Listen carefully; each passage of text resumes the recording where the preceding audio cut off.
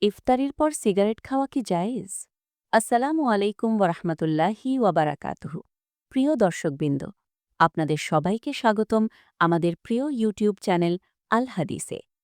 আজকের ভিডিওতে আমরা এমন একটি গুরুত্বপূর্ণ বিষয় নিয়ে আলোচনা করব যেটা আমাদের সমাজের অনেক মুসলিম ভাইয়ের জীবনের সাথে জড়িত।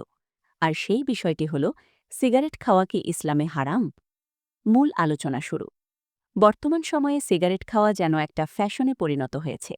ছোট থেকে বড় অনেকেই এটাকে সাধারণ একটি অভ্যাস মনে করে। কিন্তু একজন মুসলিম হিসেবে আমাদের জানা উচিত, ইসলাম কি এই বিষয়ে অনুমতি দেয়?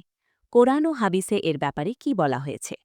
কোরআনের আলোকে আল্লাহ তাআলা পবিত্র কোরআনে বলেন, তোমরা নিজেদেরকে ধ্বংসের দিকে নিক্ষেপ করো না। সূরা আল বাকারা ১৯৫।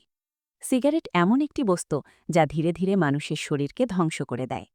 আরেক জায়গায় আল্লাহ বলেন, তোমরা নিজেদেরকে হত্যা করো না।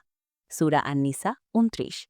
ধূমপান বিভিন্ন মারাত্মক রোগের কারণ হতে পারে, যেমন ফুসফুসের সমস্যা, হার্টের সমস্যা এবং ক্যান্সার। অতএব যে কোনো কিছু যা মানুষের শরীরের ক্ষতি করে, ইসলামে তা নিষিদ্ধ। হাদিসের আলোকে রাসূলুল্লাহ সাল্লাল্লাহু আলাইহি ওয়াসাল্লাম বলেছেন, কোনো ক্ষতি করা যাবে না এবং ক্ষতির প্রতিদানও দেওয়া যাবে না। ইবনে মাজা।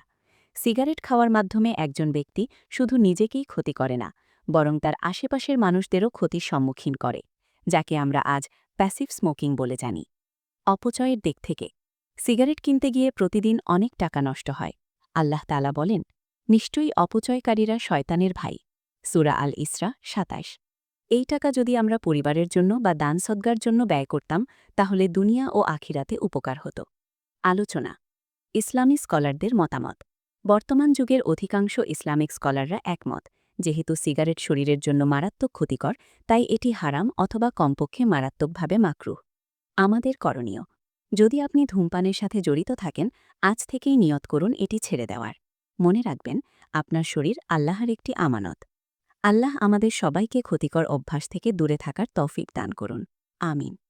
ভিডিওটি ভালো লাগলে লাইক দিন, শেয়ার করুন এবং ইসলামিক ভিডিও পেতে আমাদের চ্যানেল আল হাদিস সাবস্ক্রাইব করতে ভুলবেন না।